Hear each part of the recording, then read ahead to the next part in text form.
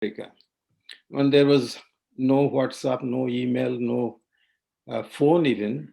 So there was a miscommunication. He was told that the Parliament of Religion is going to be done in July of that year. So he arrived in June. Please mute your mic, please, so that we don't hear any noise. So he sailed from India via Hong Kong, Yokohama, then Vancouver. Then from Vancouver to Chicago took 3 days, 3 nights by train. Luckily, it was June, so it was not that cold. So he came to Chicago and found out that the Parliament of Religion is not until September. Now, those we have all read how he went to Boston, gave a talk at the Harvard University. He was noticed by some very well-known people. Even Harvard offered him a chair to teach at the professor's chair. He says, I'm a sannyasi, I don't do this. Columbia University immediately made a counter offer. We know all this. So on 9/11, which is a very well-known date to remember, we know 9/11 2001 for the terrorist attack in New York, but it was 9/11 in 1893 when the Parliament of Religion started. And he gave the opening address, which is well known to all of you, as how he said, my sisters and brothers of America. And overnight, he became a celebrity. Next morning, he was all over the newspapers in Detroit Free Press, Chicago Sun, New York Times. We all know that. So it so happened that this gentleman from Oakland, he was a reverend. He was Reverend Benjamin Mills. He was in attendance at the Parliament of Religion for the whole week. And he was so inspired by Swamiji's talks. So when he came back to Oakland, he decided to build a church. It was called the First Unitarian Church. And this is the church he built with the goal that it will have an open mind. It's not closed to other thoughts. It will welcome other teachings, other philosophies. So it was that openness that was the hallmark of the inspiration he got. Now let's advance the clock. 1893 to 1896, Swamiji spent 3 years in this country, mostly in the East Coast, upstate New York, Detroit, Chicago, Boston, and New York City. Actually, he established the first Vedanta society in the world in New York, 1894, before even the society was built in India. Very first one ever in the history was in New York. And Swamiji wrote some of the most famous papers on Raja Yoga and Jnana Yoga while in New York. 96, he goes back, 1896. And of course, there's a book from Colombo to Almora, all his lectures. Then by the end of the century, 1899, there was a lot of requests from the US for him to come back. So towards the end of 1899, he made a second trip to America. And this is the first time he crosses the Mississippi River and comes to the West Coast. First time he never visited the West Coast. So now he arrives in Pasadena in Southern California. So Reverend Benjamin Mills in Oakland found out that Swamiji is coming to California. He got very excited and he made a request for Swamiji to come visit the church and gave some talks. The Swamiji was glad to oblige. I learned all this from this little book called Swami Vivekananda in San Francisco, written by Swami Ashokananda, which I picked up from the Vedanta Society in San Francisco a few years ago. It's a beautifully written small book. Swamiji spent 3 months, 9 weeks actually, a little less than 3 months, in San Francisco from the end of February 1900 to the end of May 1900. This is, my friends, this is 120 years ago. And he obliged to come to speak at the church. Now, those of you who visited this area know that we didn't have a bay bridge at that time. And there were little ferry boats that used to transport people from San Francisco to the other side, East Bay or even north. So he took a ferry boat and landed in the dockyard at Oakland. And imagine year 1900 in the month of March, he was put on a chair and carried by people in a procession from the dockyard to the church. There are hundreds and hundreds of people marching. These are all Americans. There was no Indians in 1900, no H-1B. So hundreds and hundreds of people marched to this church. And when we arrived in that church on that morning of January 12th, 2013, that exact chair was there. So I just touched it and made my pranam to that. And the monks of the Ramakrishna order put his picture on the chair and made a symbolic march towards the podium in the hall. Now, in the hall, on the podium, there is a brass plate which I read, which remembers that this church was honored by the presence of Swami Vivekananda and exact dates in the year 1900. I remember lots of people came that day, and the American lady from the archives, she told some history. She said, when Swamiji spoke here, this entire hall was packed. And not only that, the adjacent hall was filled with people. And plus, there are hundreds of people standing outside. So they had to make a rule from day two that if you want to listen to Swamiji, you have to apply. So it became a first come, first serve event. And every day in the Oakland Tribune newspaper, in the front page, Swamiji's lectures were published. Think of it, 120 years ago. That was Swami Vivekananda. By the way, first trip when he was sailing from India, on the ship was Jamsetji Tata, the original Tata, the industrialist. So Swamiji told him, so you are an industrialist, why don't you do something for education? Why don't you start an educational institution with world-class research? That inspired Jamsetji Tata to start the Indian Institute of Science, which is known locally in Bangalore as Tata Institute, around the first decade, maybe 1903 or 04. And so that year, there were 3-4 events to celebrate Swamiji's birthday. We attended 3 of them. The first one I just described to you. The second one was a seminar in Berkeley with some scholars in Vedanta, and Swami Tyagananda from Boston, who is also linked to Harvard and MIT, came and spoke. The third event was a musical concert by the late Pandit Jasraj, which we attended.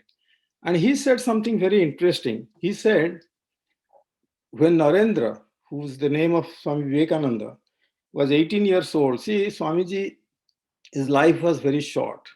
He said that I won't see 40. So he died at the age of 39. His life was from 1863 to 1902. In 1902, he picked the date of his departure, which was the Independence Day of America, July 4th, 1902. His guru, Swami Ramakrishna Paramahansa, was born in 1836 and died in 1886. So he had a life of 50 years.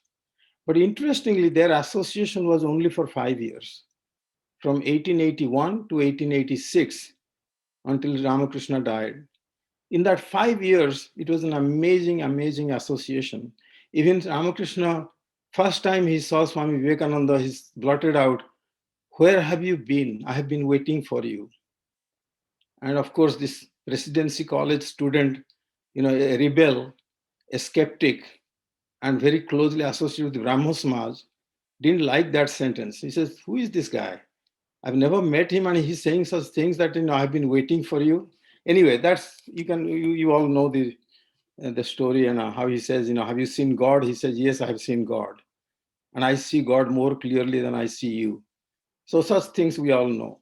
But at the concert, Pandit Jasraj said that every time Naren went to see Ramakrishna, Ramakrishna said, "Naren, why didn't you sing?" He was a good singer, the Nirbana Satakam of Sankaracharya. And he used to sing beautifully. So let me tell you, he also translated it. Let me just chant the last verse. The first 5 verses are negation. I actually, I owe my gratitude to Swamiji because in one of the early satsangs in our house, Swamiji has talked about Nirbana Satakam. First time I even knew about it. And the last stanza is one of assertion. So mano buddhi hankara chittani naham, what I'm not, he describes. And the last one he says, aham nirvikalpo nirakara rupah vibhur vyapya sarvatra sarvendriyanam sada me samatvam namuktir nabandha chidananda rupa Shivoham, Shivoham. And Swamiji said, I am untouched by the senses. I am neither mukti nor knowable. I am without form, without limit, beyond space, beyond time. I am in everything. I am the basis of the universe. Everywhere am I. I am existence, absolute, knowledge absolute, bliss absolute. I am He. I am He. Shivoham, Shivoham. And his translation is beautiful. You can all find it in the internet. Complete works of Swami Vivekananda is available in Wikipedia or something. Somewhere it is there. Now, let's talk about part 2 of my talk. What was the key? What are the key messages? What did he do? And it's very interesting that Romarola, he was a French Nobel laureate in literature. And he, in the 1920s, he was inspired by Mahatma Gandhi. And he wanted to write a book on Mahatma Gandhi when poet Rabindranath Tagore met him in France, or actually Switzerland. He was banned from France. And he said to him, if you want to know India, you study Vivekananda and Ramakrishna Paramahansa. Now imagine this French gentleman didn't know English. His sister translated English to French, and that's how he learned about Swami Vivekananda. But I will quote one sentence that he wrote. He wrote a beautiful book on both of them, 2 books. He says, Vivekananda, he says, I bring to the Europeans 2 names, Swami Vivekananda's message. He says it was like a splendid symphony of the universal soul, a splendid symphony of the universal soul. See, he wrote a life of Beethoven. So many of his similes were symphony. Like he says that their message was like Beethoven's symphony and Handel's chorus. So this was all compared to that. So one American asked Swami Vivekananda in his first trip, so you are hypnotizing us. And immediately came the reply, no, I am dehypnotizing you. You are already hypnotized. And that hypnosis is you think you are this body. That is how you are hypnotized. See his wit and his quick answer. He's believed in Ekam Sat Vipra Bahudha Vadanti. There is only one truth spoken by many. And he, 1892, he was a paribrajaka. He was traveling around India from the West, Gujarat, Rajasthan. So he ended up in Kerala.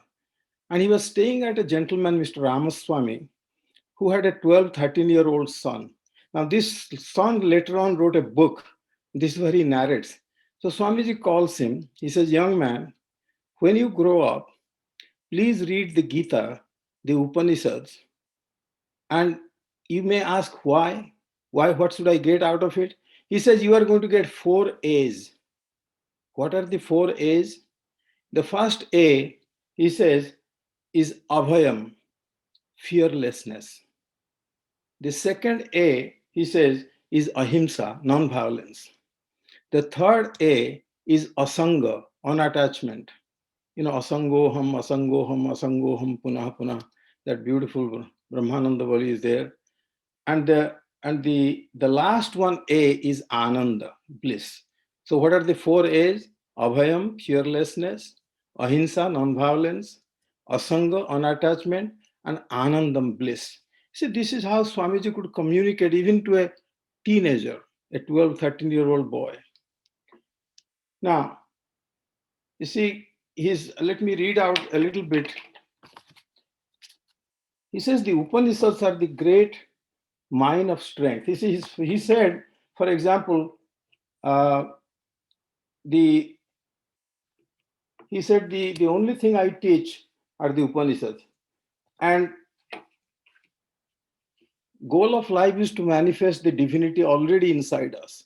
He simplified the whole thing. What is the goal of life? To manifest the divinity already inside us.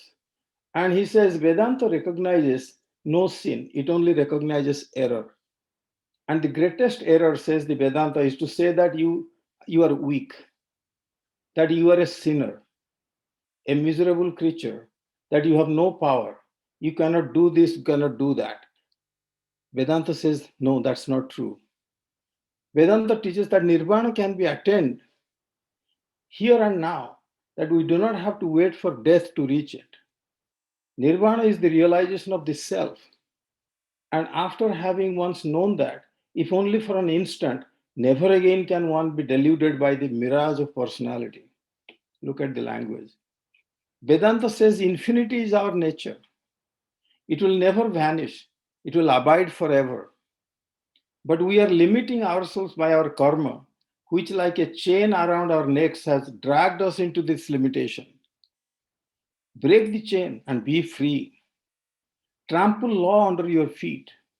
Here is no law. There is no law in human nature. There is no destiny, no fate. He was roaring like a lion. He believed in the monistic Vedanta, which is the Advaita Vedanta of Shankara. And he used to call it's monism. You must always remember that one central idea of Vedanta is oneness. There are no two in anything, no two lives, not even two different kinds of life for the two worlds. That's why in the opening statement, it was, Swami Tyagananda from Boston once was telling us, when he said, my sisters and brothers of America, 7,000 people stood up and clapped for 3 minutes. So the organizers were confused, something wrong. Even Swamiji was confused. Why are they standing for so long? So Swami Tyagananda said something very nice. He says, what was so special about that line? My sisters and brothers of America. Anybody could have said that. So he jokingly said in a humorous way that when you walk out of a plane, the air hostess says, have a nice day. You know she doesn't mean it. She mechanical says, have a nice day, have a nice day. She's talking to somebody, says, she just have a nice day. But when your mother says to you in the morning, have a nice day, you know it comes from the heart and it touches you. That's the difference. When Swamiji said, my sisters and brothers of America, it came from deep from within. It was like a bombshell. It was like a bolt because he saw oneness. He saw oneness in front of him. You must always remember that the one central idea of Vedanta is this oneness, he said. Man is not traveling from error to truth, but climbing up from truth to truth, from truth that is lower to truth that is higher. Freedom is the very nature of the soul. All that we experience is consciousness. He said, what is experience? Experience is consciousness plus matter. Nobody can experience matter outside oneself. Very interesting sentence. Vedanta must be immensely practical. So he gave a series of talks called the Practical Vedanta. How do we use it in day-to-day life? Very interestingly, I quote him, he says, it is only pure Upanishadic religion that I have gone about preaching in the world. So I preach only the Upanishads. If you look, you'll find that I have never quoted anything but the Upanishads. And of the Upanishads, it's only the one idea, strength. The quintessence of the Vedas and Vedanta and all lies in that one word, strength. She declared the Upanishads are the great mine of strength. And I read here, therein lies strength enough to invigorate the whole world. The whole world can be vivified, made strong, energized through them. They will call with trumpet voice upon the weak, the miserable, and the downtrodden of all races, all creeds, and all sects to stand in their feet and be free. Freedom, physical freedom, mental freedom, and spiritual freedom are the watchwords of the Upanishads. He also said, our Upanishads say that the cause of all misery is ignorance. And that is perfectly true when applied to every state of life, either social or spiritual. It is ignorance that makes us hate each other. It is through ignorance that we do not know and do not love each other. As soon as we come to know each other, love comes, must come, for are we not one? Thus, we find solidarity coming in spite of itself. The Upanishads told 5,000 years ago that the realization of God could never be had through the senses. So far, modern agnosticism agrees, but the Vedas go further than the negative side and assert in the plainest terms that man can and does transcend this sense bound frozen universe. He can, as it were, find a hole in the ice through which he can pass and reach the whole ocean of life. Only by so transcending the world of sense can he reach his true self and realize what he really is. This is so powerfully conveyed. And why did Swami Vivekananda love Upanishads so much? Because and makes it so universally relevant and appealing. See, divinity of man. The first reason why Swamiji admires the Upanishads so much is because the Upanishads teach divinity of man. Tattvamasi. He quoted many times the Chandogya Upanishad where Tattvamasi is said 9 times by this father Uddalaka to his son Swetaketu. And he also, the solidarity of all creation in Brahman, Sarvam Khalumida Brahman, all this creation is Brahman. You know, his watchword was courage.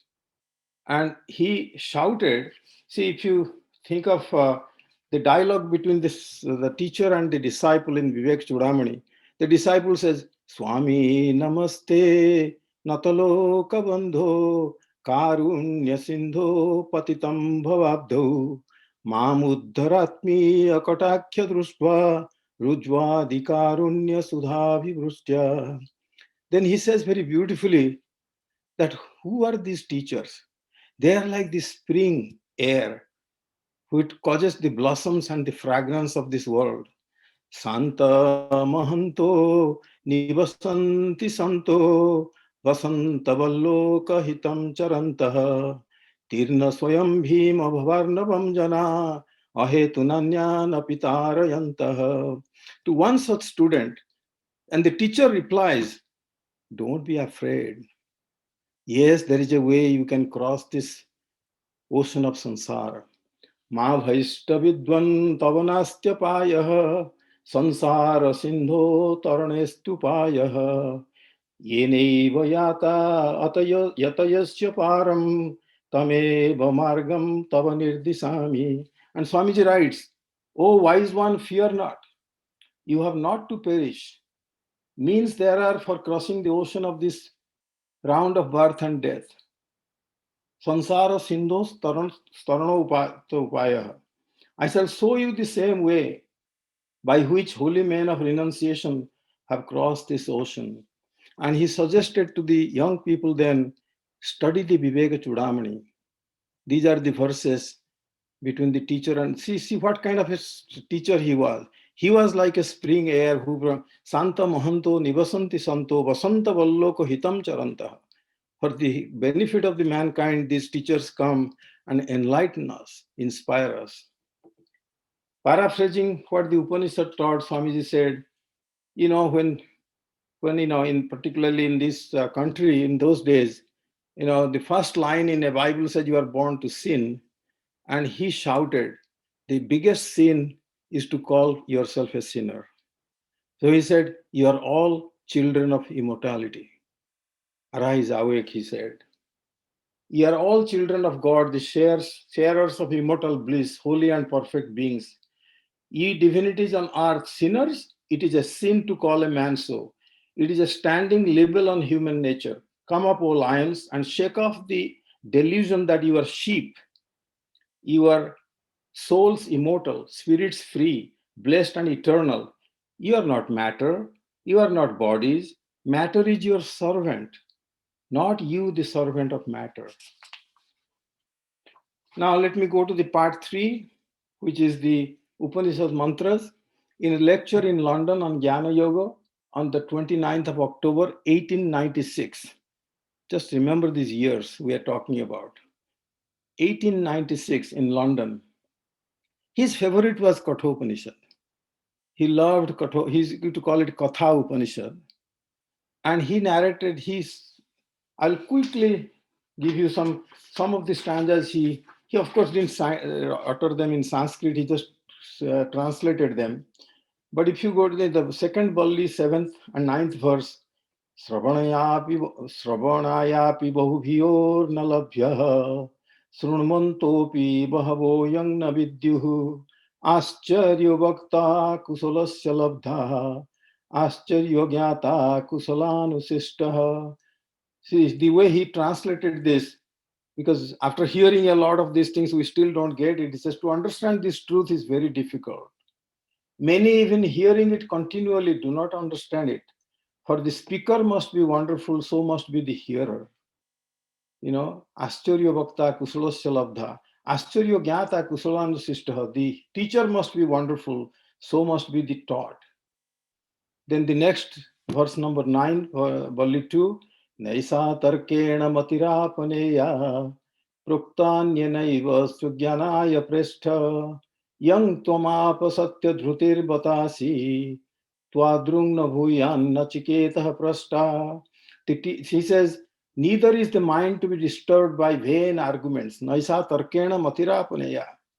For it is no more a question of argument, it is a question of fact. Very nicely, very succinctly, his translation. Then when Nachiketa rephrases the question in the second Valli, verse number 14, because Lord Yama, the teacher, was continuing his praise of Nachiketa, that you are the best, you are not like the others. So finally, Nachiketa thought he has forgotten the question I asked. So he rephrased the question and says, Anyatra dharmat, anyatra dharmat, anyatra asmat kruta akrutat, anyatra bhutascha bhavyascha, yattat pasyati tat bada. What do you see beyond dharma, adharma, cause, effect, 3 periods of time? What do you see beyond all this? Please tell me. And the answer, Swamiji here says, Sarve Veda yat padamamananti, tapansi sarvani chayat badanti, yadi chantu brahmacharyam charanti, tatte padam sangrahena bravimi om iti etat. And Swamiji says, that which all the Vedas declare, Sarva Vedam Padam Amananti, which is proclaimed by all penances, Tapansi Sarvani, Chayat Badanti, seeking which men lead lives of continence. Yadi Chanto Brahmacharyam Charanti, I will tell you in one word, it is Om. Om iti etat. Then Swamiji says, you will find this word Om praised very much in the Vedas, and it is held to be very sacred. Then he also reminds in the same lecture in 1896, in the verse number 24, Balli 2, Navirato duscharitat, nasanto na samahitah, nasanta manaso vapi pragyane naimamapnuyat. One who has not desisted from bad conduct, Navirato duscharitat, whose senses are not under control, whose mind is not concentrated, whose mind is not free from anxiety, cannot attain this self. So he beautifully puts it. Of course, his famous verse, that is the emblem of Vedanta society, is Uttishtata Jagrata Prapya Varan Nibodhata. And Swamiji slightly changed the translation. Arise, awake, and go to a teacher is the original verse. This is the third Valli, 14th verse. The full verse is like this. Uttishtata Jagrata Prapya Varan Nibodhata Khirasya dhara nishitha duratpaya durgam pathastat kavayo badanti. Swamiji shouts here, sharp as the blade, Khirasya dhara nishita, sharp as the blades of a razor, long and difficult and hard to cross. Nishitha duratyaya, durgam patha is the way to freedom. The sages have declared this again and again. Kavayo, Kavi was the another name, rishis, the Krantadarshis.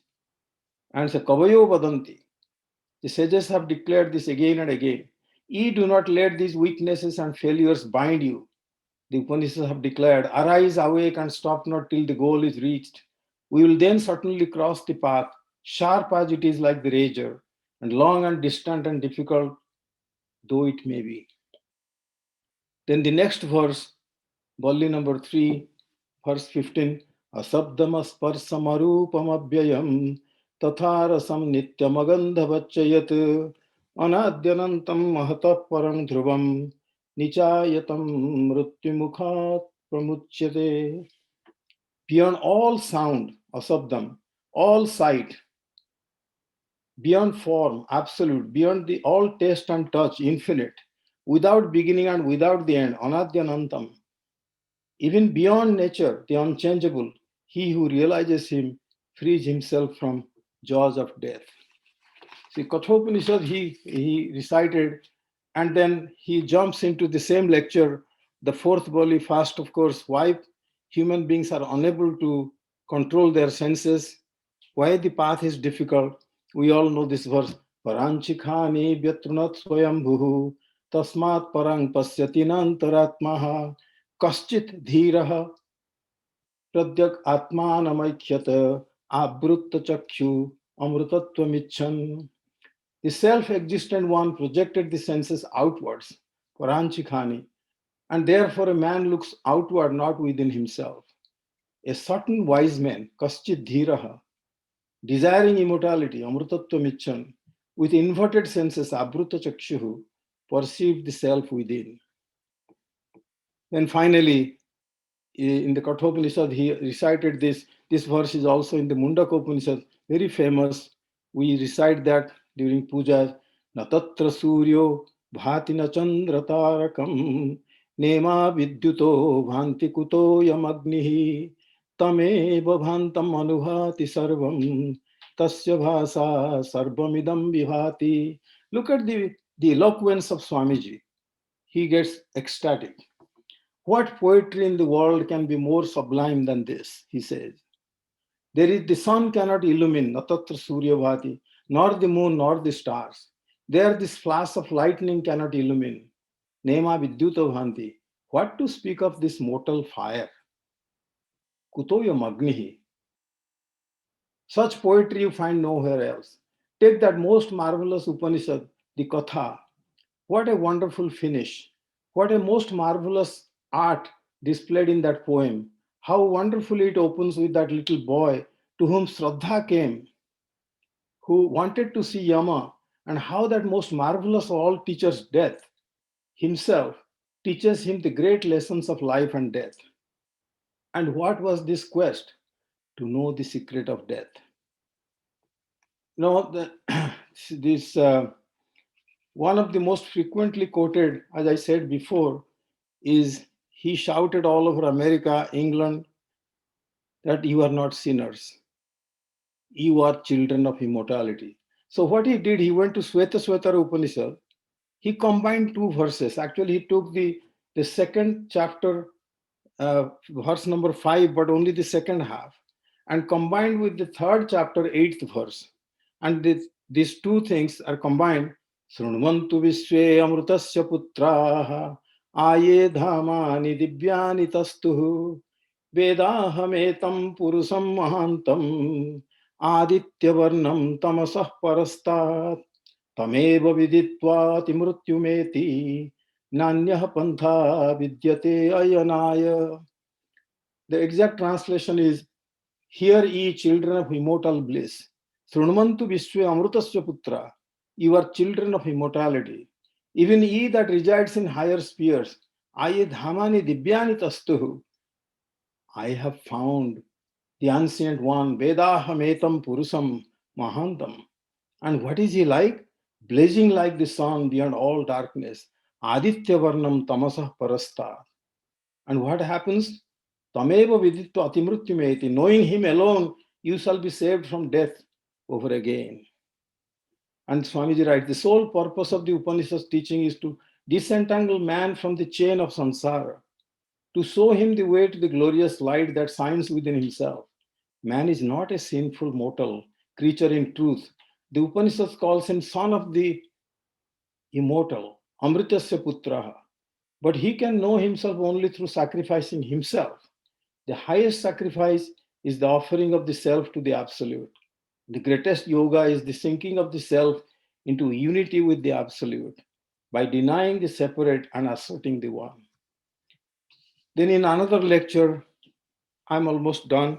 In another lecture, Swamiji goes to the Mundaka Upanishad and the famous two birds, Dwa Suparna Sayuja Sakhaya Samanang Brukya Parisaswa Jate Tayoranya Pippalam Swaduvatti Anasnan Anyo Avichakasiti.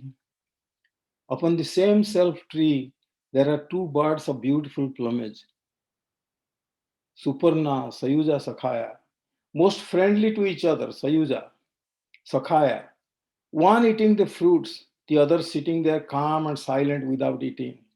The one on the lower branch eating sweet and bitter fruits in turn and becoming happy and unhappy, but the other one on the top, calm and majestic. He eats neither sweet nor bitter fruits, cares neither for happiness nor misery, immersed in his own glory. She says, this is the picture of the human soul. Man is eating the sweet and bitter fruits of this life, pursuing gold, pursuing his senses, pursuing the vanities of life. Hopelessly, madly, careering he goes.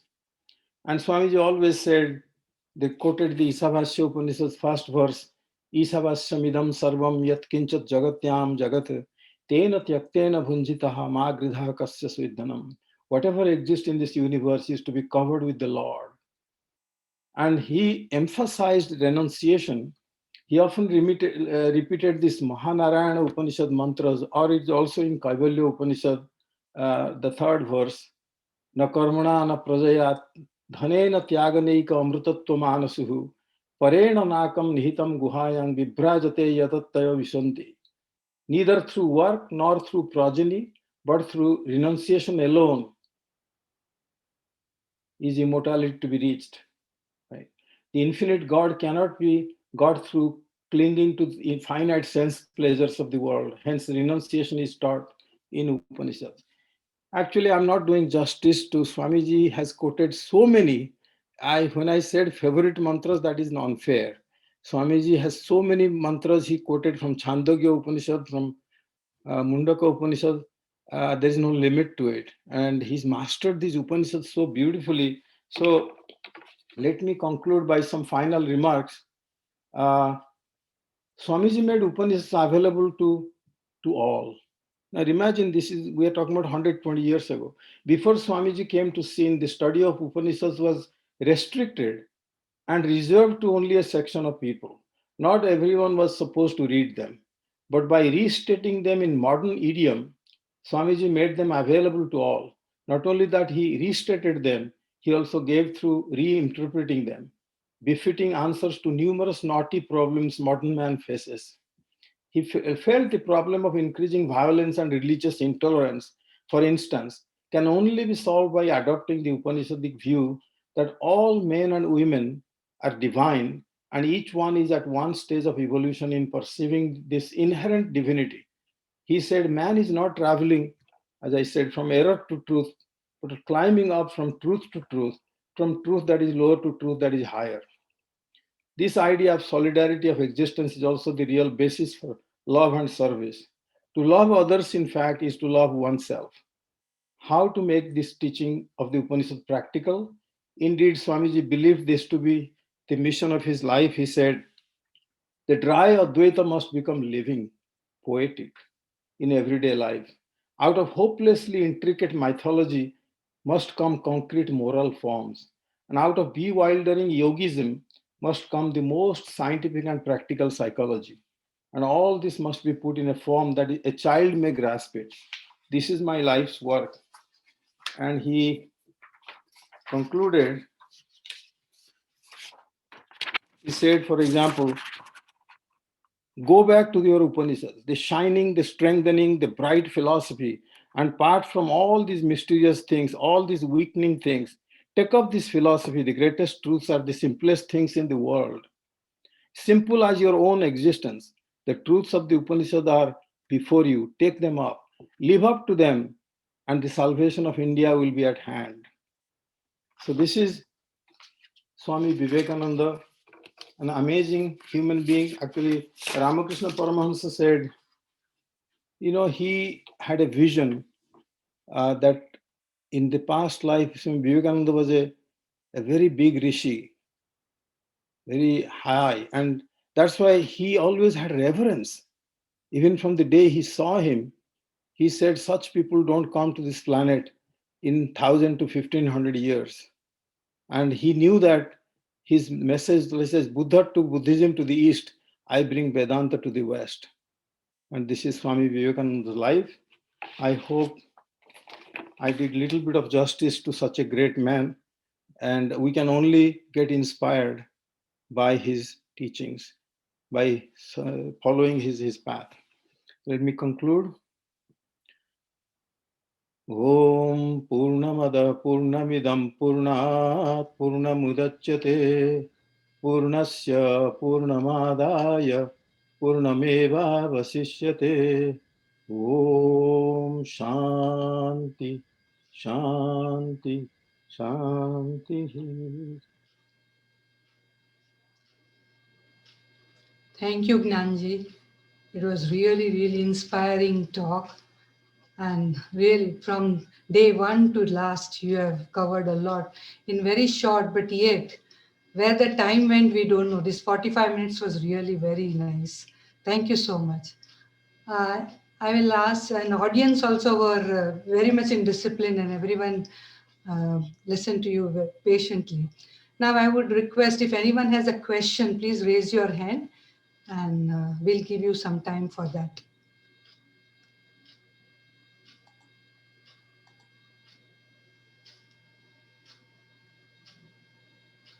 You can ask any question, Swamiji can answer.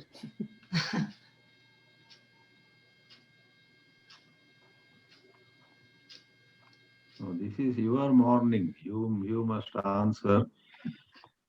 And people are already well tuned to you. On my part, I definitely very much appreciate your time management. When you started, I thought, he's going slow. I don't think he can cover the three portions. Then you managed beautifully all the three parts that you had announced. You covered well in time. That's wonderful.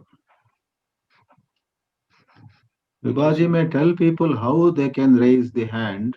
They Yeah, must go to participants, right? yeah. In participant in their own gallery, there is one like more or something is there where you can. There's a drop down menu where there's a raise hand symbol is there. You can click there. Or if you can switch on your videos and raise the hand physically, also will come to me. Hmm.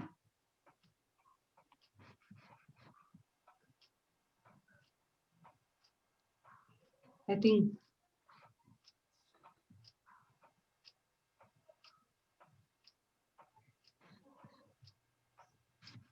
Well, before others ask, I have a friendly question to Nanji.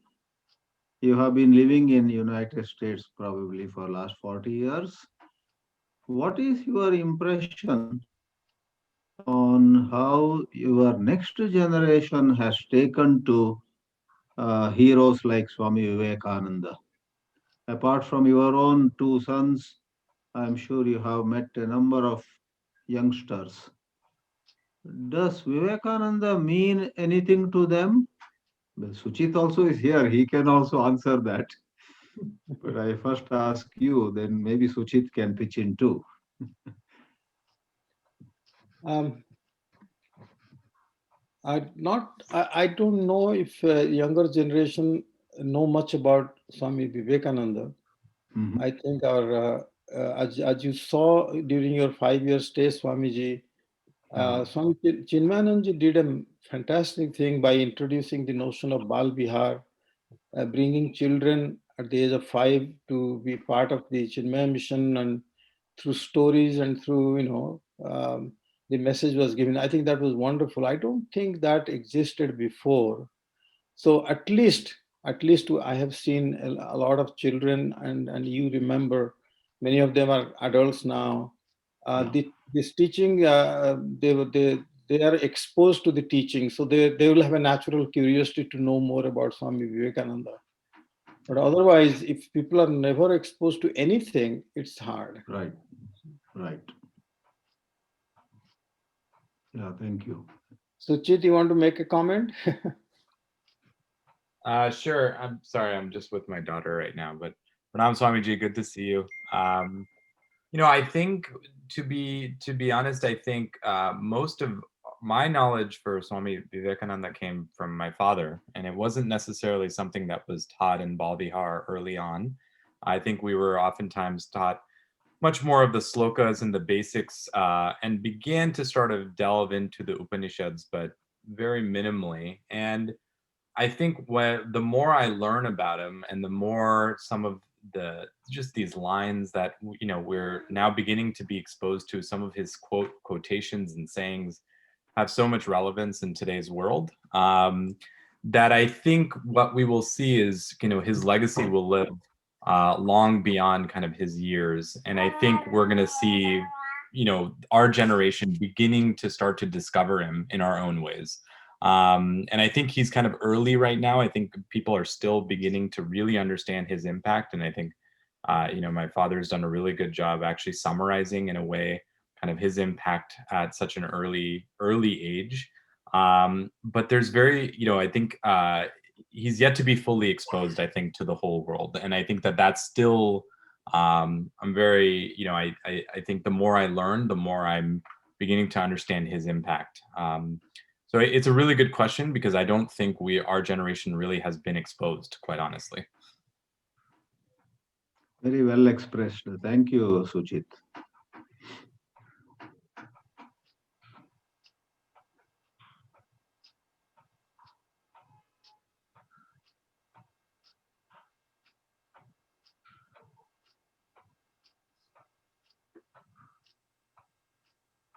Well, it's almost 9 o'clock, 3 minutes to 9.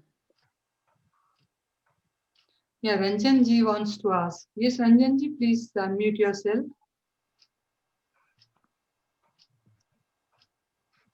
Good morning, Jandaji and Swami Chiranji and Vibhavji.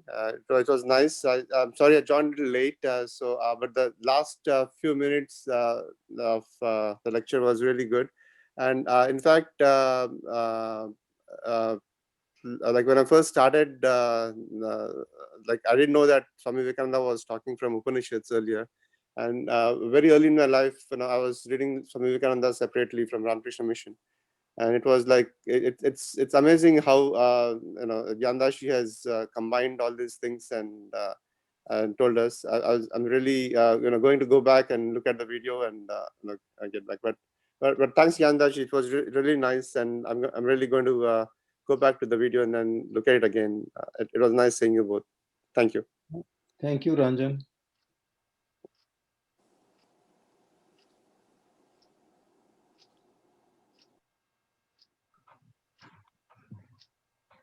I have a question. Both Vivekananda and Jesus Christ died at a young age, yet somehow,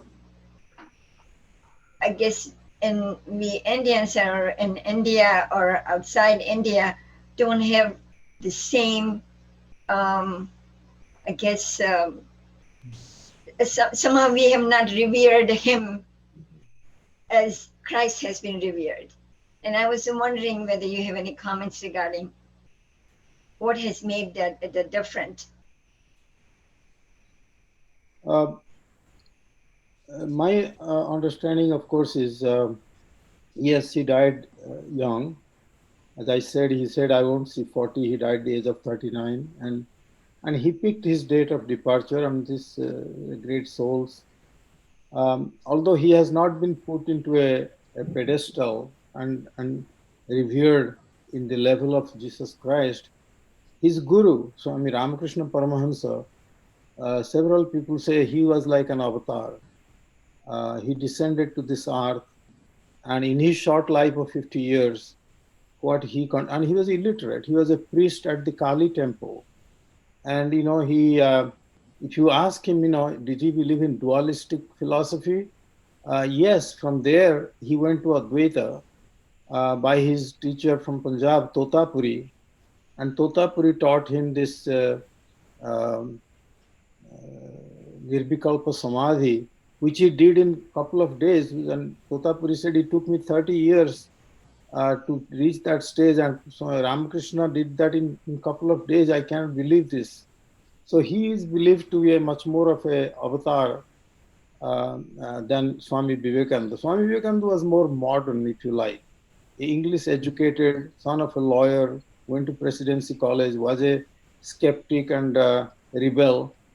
And from there, he grew to such heights, it's unfathomable. And Swami Ashokananda, who was in San Francisco for many, many years, writes in this book that after reading him for over 50 years, I still cannot fathom his greatness. Every time I read his talks, I find new things.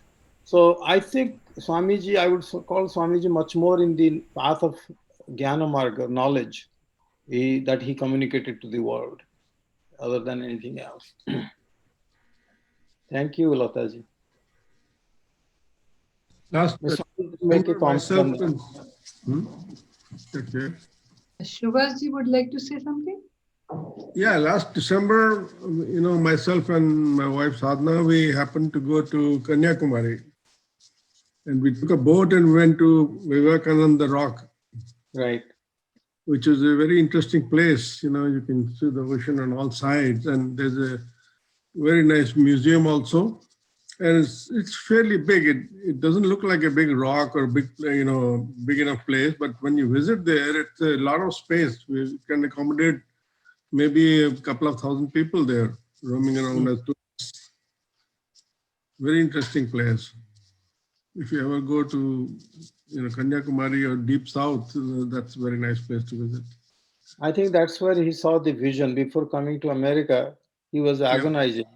What's the purpose of his life? And I think he saw the vision, and his teacher already told him that you are not going to be a recluse. You are not going to go to Himalayas and stay in a cave. He tried it actually, it didn't work. And near Almora, there's a cave that he went, spent some time, and it was almost like he was being thrown out of it. And his goal, he was told that your goal is to serve humanity and the downtrodden, the hungry, the people. And this is Nara is Narayana. By serving the people, you are serving God. That's the path you are going to take. That's the vision he had in Kanyakumari, as what I've read. I've not been there. Thank you, Subhasji, for telling us that. I was there when I was about 13 years old. We had gone there from our school trip. And of course, being born in Calcutta, we, Belur Math is where we used to go at least once a year. And Vivekananda's teacher has been more revered in Bengal than Vivekananda himself, I think. Yes, yes, yes.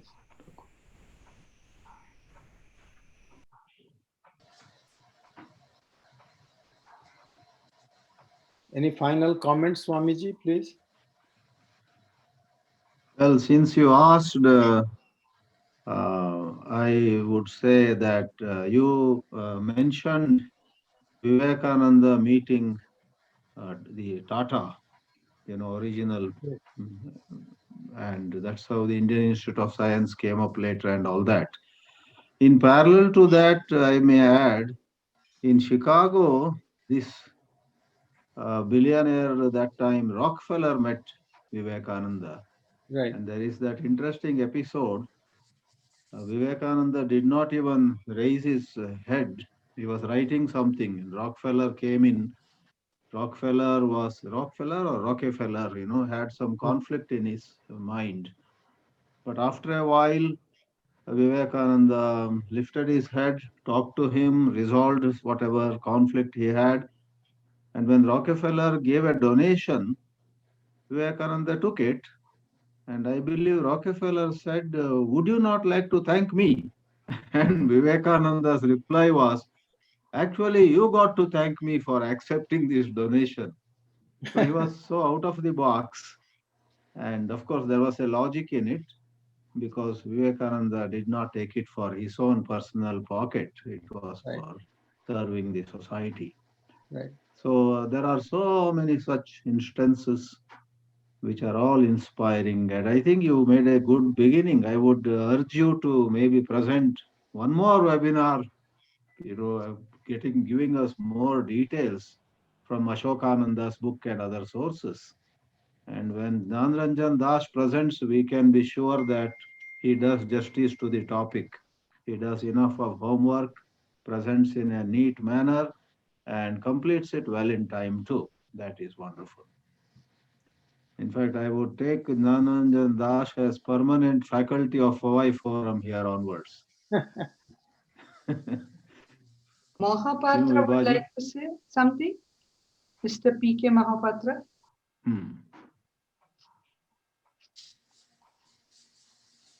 You have to unmute.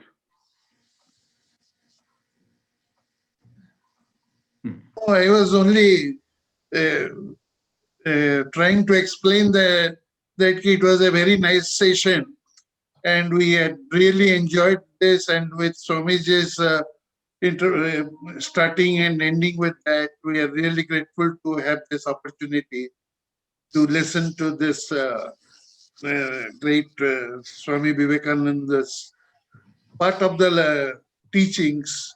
As Swamiji has said, there is a lot to be learned from the full life of Vivekananda. So it's just a beginning. So let's hope this will continue and as a series lecture can also happen. Thank you. In the chat box, Ranjini and Amit ji has written a message to Jnanadas ji. Wonderful talk, and I learned so much from you. Namaste, Vibhaji. Namaste. Namaste. Namaste. Should we conclude now, Vibhaji? Yes. Yes. Namaste, Swamiji. Namaste, everybody. We had Pranam, really a good Swamiji. 1 hour.